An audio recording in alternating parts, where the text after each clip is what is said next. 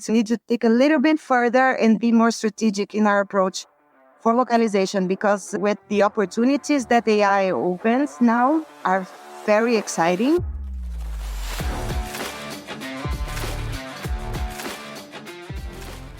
Welcome to the Multilingual Content Podcast, where experts discuss international content management, product localization, and global expansion. I'm Caterina from Undertow, and today our founder, Nicola Calabrese, will be talking to Aline Rocha, a Localization Team Lead at Booking.com with over a decade of experience in global content strategy. In this episode, Aline shared her insights on the role of localization specialists in the age of AI, addressing the challenges and opportunities that come with integrating automation in multilingual content. Together, they will explore why AI is a powerful tool, but not a substitute for cultural experience and strategic thinking. This episode will give you a fresh perspective on how to future-proof your localization strategy in a constantly evolving landscape. Stay tuned.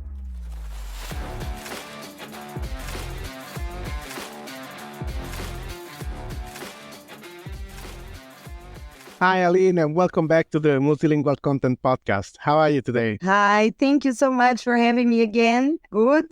Thank you. Yes. Here to talk about my favorite topic. Yeah, we're going to talk about let's say, in a way, it's my favorite topic as well, maybe for different reasons. But we're going to talk basically about the crucial role of localization specialists in the age of AI. We hear a lot, there's a lot of buzz about AI since ChatGPT came out, especially.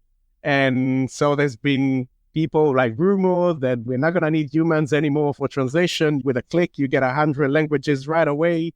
So the first question I can ask you, it's going to be around. But before we start that, can you introduce yourself a little bit for whomever missed the first part of this interview? Yes. So my name is Aline. I am based here in São Paulo, Brazil.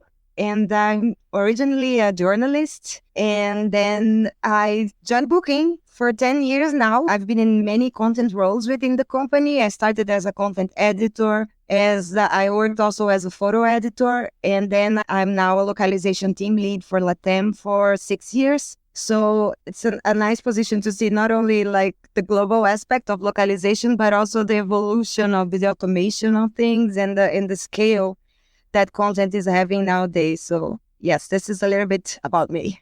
And going back, like with the topic, as I said, it's going to be AI, the role of people, actually language specialists with that. So is AI actually going to replace human localization specialists and language specialists? I think there's not one person in the industry that's not asking this question every day.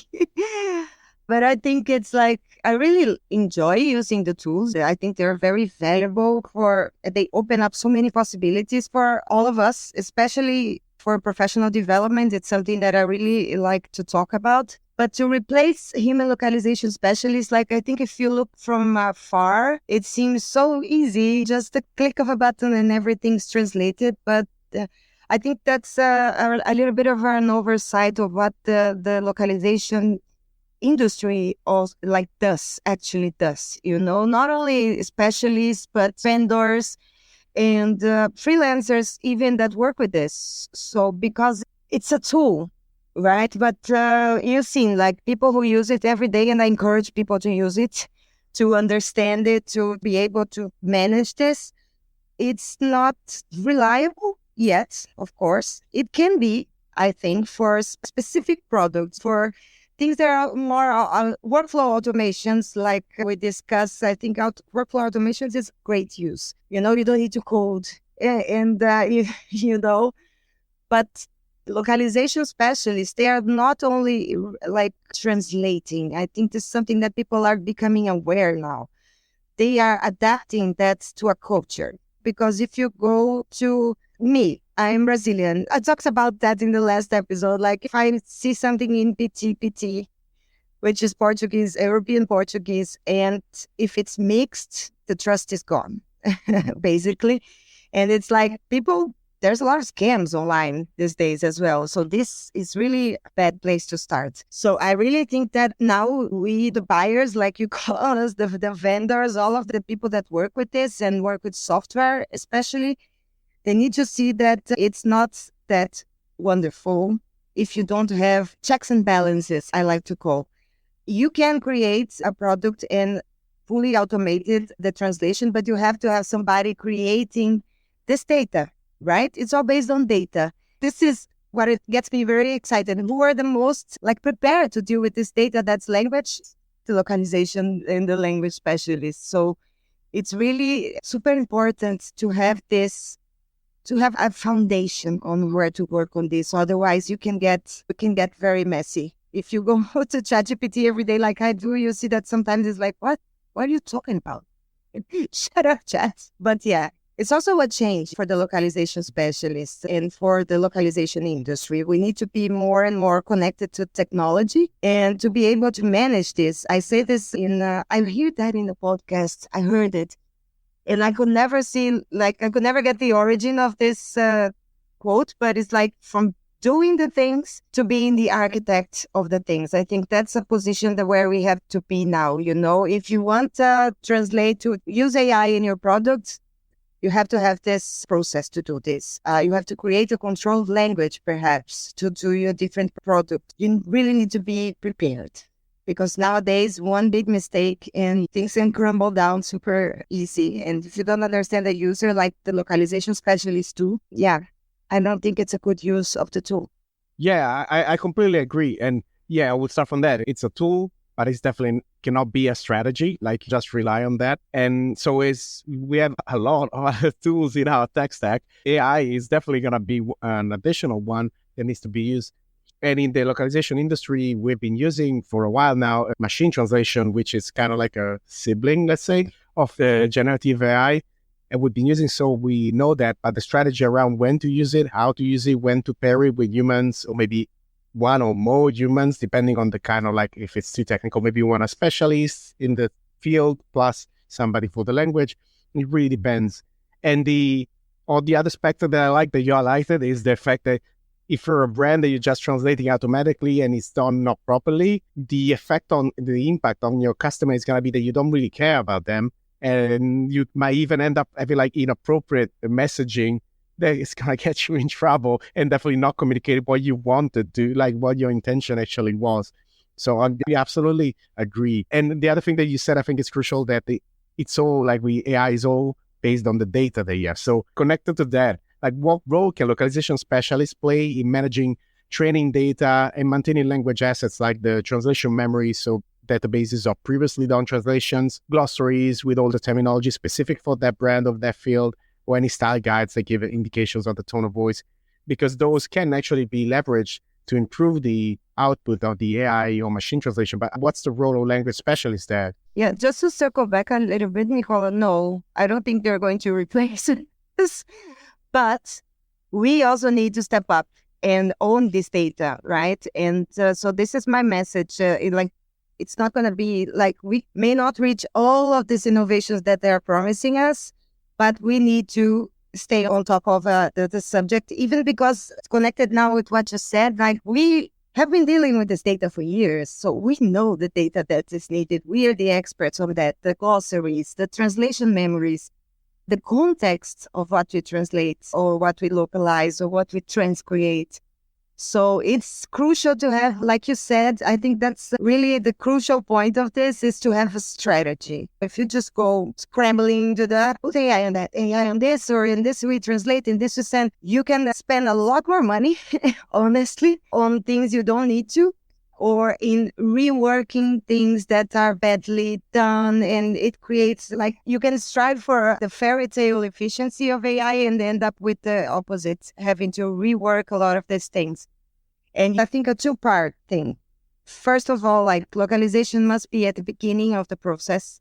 People need to wake up for that. And you need this knowledge. For example, if you have a software, you have the different apps that you're going to have that software. You have the different markets you want to enter. And things mean different things for a lot of people. And things change so fast as well. The themes and colors and icons and all of that, you need that expertise to have a consistent strategy, to have, your first product and then to go to new markets. And only the localization people own this data. And yeah, we should leverage this knowledge as much as we can because it's crucial for a good product, for a product that's trusted by your clients. So this is my view on this. And for us in the localization industry, yes, we need to prepare this data. We need to be like, how do these models work? And we have to be on top of all of that as well to be able to offer the best product.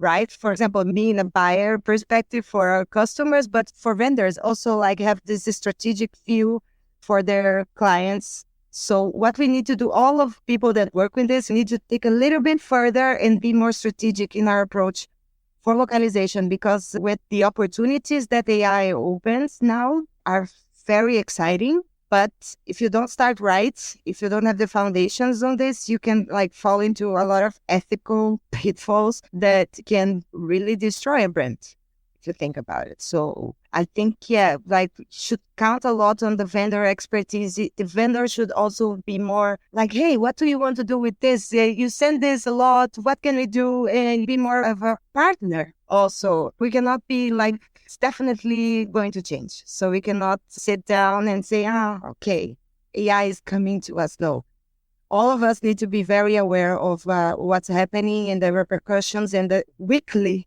news that are happening around this. So we know what to do and what position we want to take in front of this. Yeah, because I mean, especially as you said, like it's from a point of view, like a product design as well. If you know already, especially that you're going to go global, as you mentioned last time as well, it's better like to introduce localization or involve localization specialists as early as possible in the process, because it's going to be much more costly to retrofit something that has been already designed, tested, and developed. At the very end, you realize something is not working in all the markets and you have to kind of fix it there. If you go with the 1, 10, 100 rule, it's going to cost 1 to do it right at the start, 10 if you do it midway, and 100 if you're just gonna do it at the end. And with the AI, I see that sometimes the risk is like that it's gonna be pushed even further down the line, the localization. They say, yeah, I mean, we do everything, then we'll just do it with AI at the end.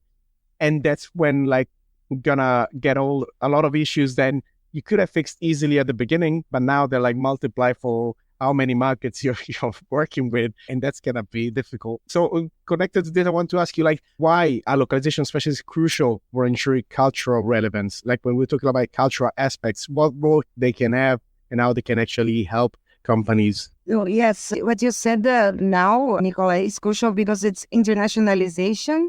It needs to be at the core. Like you can use AI, for example, to pick the best photo for your audience. Right? It doesn't like to be like, oh, we have this number of words. Like it's value now. It's words. And this is where culture comes into play, because I told you I manage 2 variants and you speak Spanish. And how many versions of Spanish exist in the world? So it's the cultural relevance. Like we tend to see it as, okay, Brazil, Portugal, they speak 2 different, but I think it's going to be a lot more complicated than that. They have Spanish speakers in the US alone. They speak different types of Spanish, like people in Florida or in, Miami, for example, they have a lot of Cuban influence. And then you go to Texas, there's a lot of Mexican Spanish influence. And you cannot treat the whole US like one. It's the definition of the cultural melting point. So it's melting pot. We need to look at culture with a lot more seriousness in how you want to approach to make these people buy your product. What is important to them? Like when you create a text or when you create a campaign, what do they value more? Is like, do they want to be super informal? Maybe they want, but does it make them trust you? So it's a lot of questions that are a lot more strategic when you talk about culture. And cultural accuracy, really, I'm a big advocate for that, because just translating, just creating copy and putting there is not the same. You have the right to left in Hebrew, but is that it? If you look at the visual, open a Brazilian website, Brazilian e-commerce, and you open a Japanese e-commerce, it's a whole different feel. And this is where I think we can go into a little bit into the UX territory and advise on that. And there are words that you might think that simple words that can mean like this. And I've seen that I cannot say this because it's like, for me, I cannot even say because it's so offensive. Like companies named with things that you never get. an employee here. I cannot tell my mother I work for this company called this word. Where I do think is that we cannot pretend we know cultures. We really need to tap into the local people, the people that are working there, as much as we can, because it's a small step to prevent you from being absolutely rejected. And you try to enter a market and you go you put so much money in there. But if you don't tap into the culture, that's what makes us feel accepted. That's what makes us feel understood by a brand. And even how easy it is to use a product, how much context I need in Brazil, how much context a German-speaking person needs. So you see, it's a big puzzle, I think, culture. And right now, you cannot just put it in AI and say, hey, Brazilians like football. And it's not football, it's soccer. What is it? It's and the shifts in trends are insane that we are seeing right now. The world's changing super fast. So you need to have, for me, tap into the local knowledge and, then you can move, automate a lot of other things. But culture needs to be taken in consideration, start with a good flexible product, and then you have the peace of mind to go into that and to tap into other markets like this. I don't know if that makes sense. Yeah. I mean, I get super excited when I talk about culture yeah. in my life. What you said, I think is really interesting as well. When you can use AI and other tools to automate a lot or speed up a lot of things. And that means as well, rather than replacing language specialists, localization language specialists, you actually free them up to be able to do other kind of tasks that are more added value. For example, creating locally relevant content, because sometimes there might be a better idea, if you want to get a higher impact in a market, it might make sense to create content from scratch rather than translating or adapting from a, let's say, source language. With the fact that they have more time, the language specialists, because maybe some stuff is being automated or done with AI, language specialists, they can actually tackle content creation in some cases where it's needed. So how do you see that? Do you think it might fit, or how would you think will be the future, a language specialist in that respect? Yeah, I think and I've been, raising this flag for the past year. It's learning, upskilling. And also, I know that a lot of linguists, they are very passionate about the creativity part. And so they sometimes cling into this as well. But it's going to free us time, so we're going to be super creative. But I think we need to be also strategic on how we are creative. There are millions of, books of theories about culture. So this is something that needs to be in top of mind also for the specialists, where they understand their own culture and they can prove with data sometimes. So I always tell my teams, do not also take this a little bit, take a step back and be more strategic. How do you create, a template for a competitor analysis? What do you want to get out of this analysis? And how do you manage data? How can you go online and really understand what people are, the sentiment that people are having about some words that you might think it's no, this is perfect. No, we cannot also be like I told you last time, Brazil, for example, it's a huge country. If I speak to the whole of Brazil with my São Paulo experience, what? It's going to fall flat. So it's a thing that needs data as well. So I don't think that language specialists need to be, we're going to be super creative about this and creativity. You can prove this. And I assure you that you can, for a client, for a collaborator within your company, because there are many theories. There are many books about this. So it's an upskilling that needs to happen. And you can be culturally relevant, but you don't need to be on the I think. But you can be more, I can prove this. I always tell my teams, data analysis, you're not going to waste time when you learn about data. We are talking about data, that's language as well. So you can give better feedback, so you can improve the product. So you can, for example, a client comes to you and says, this is okay. Is this symbol okay? Do you know? You have to know. So, and be more understand what internationalization is, understand a little bit what globalization means, the shifts in cultures and trends. So I think there's a wealth of learning to be done in the language, like in the professionals also, and they can also tap into these tools to understand these frameworks. How can they create a proper framework? How can they sell a product to a person that is like this or is like that? So it's if you want to create content locally, that I think everybody wants, because that's so magical when you create something local. But you also have to be aware that it's not for every product.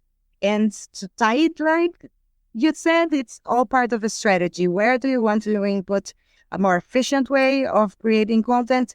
Where you want to be more culturally adapt? And you can work with this, and it's a flowing scheme. Like things can change. No, let's try this. Let's experiment with this. And then things can change. But it's to translate or adapt or create content, you also need to be very knowledgeable in theory about this. Does it make sense? Yeah. I like there's a thing that like in the end, like a lot of times you basically just have to A/B test it. So you have to let's do the same thing. We try with the same kind of content. One piece we translated, one piece we created from scratch, and then you see the results and see what's the reaction from the audience, the customers, because sometimes it is worth it to create from scratch. Sometimes you see there's not much difference, but the investment obviously is much higher when you have to create it from scratch. So it's like there's not a silver bullet. You cannot say, yeah, I always do this. So A/B, like testing things out, I won't say it's a given. Yeah, it's necessary always. Like what works from one company in one market doesn't necessarily work for another company or another market. Yeah, absolutely.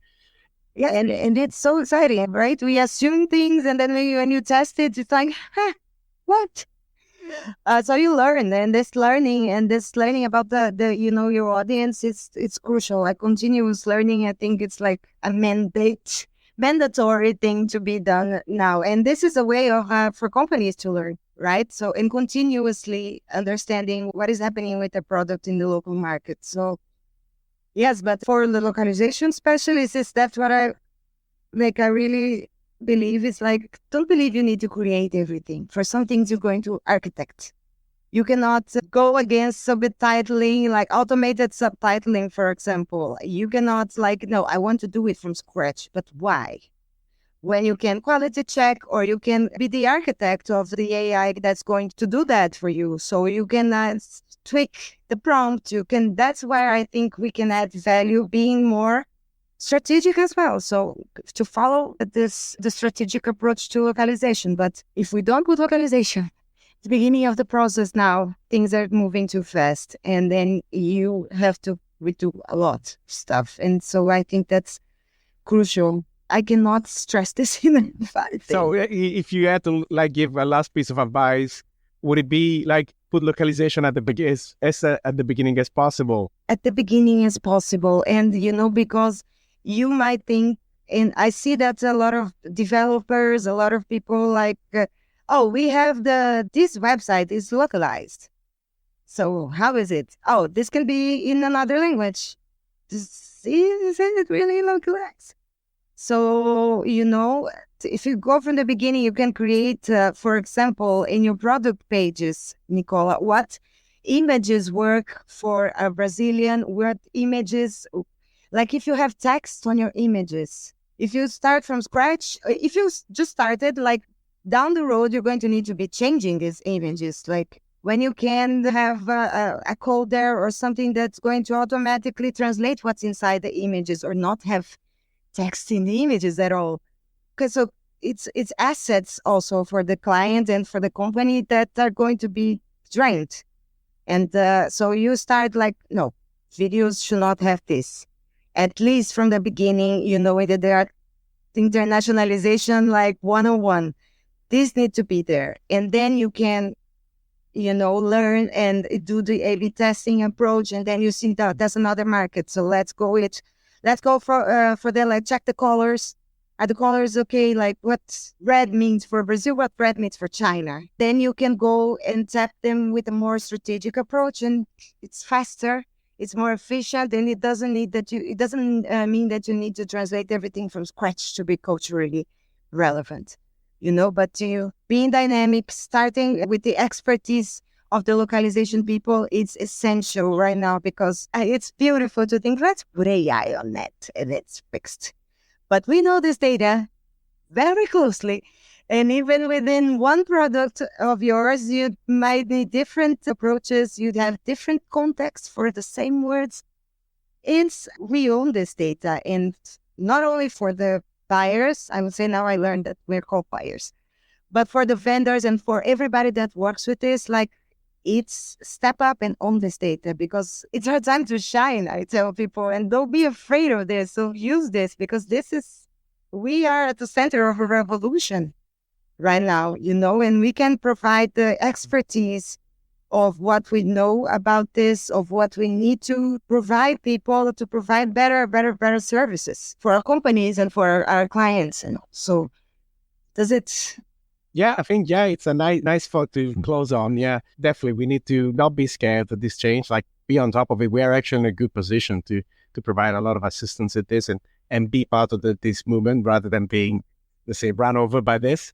So absolutely, I agree. And I think we can close on this. Thank you so much for joining us today and for your great insights. No, thank you so much. It's a subject very close to my heart, and thank you for the opportunity of sharing my thoughts here with you. It was a very good conversation, and I hope, we can see each other again or talk to each other again. Thank you.